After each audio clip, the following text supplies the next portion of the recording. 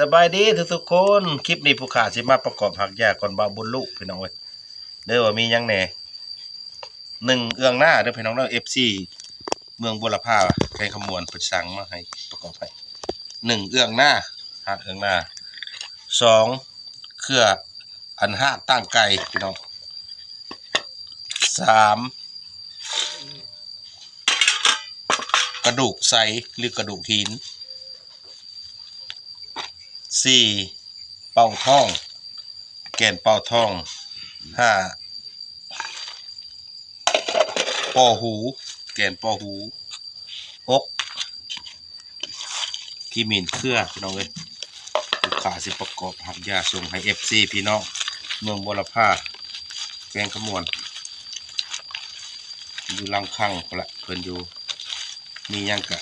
เบิ่งนำกันเด้อพี่น้องเด้อติดตามผู้ค้ามาแบ่งปันเอาบุญเอาคุณให้พี่น้องนำกินนำใช้หากอยู่หากินเด้อพี่น้องเด้อกินแล้วก็ให้ดีให้เศร้า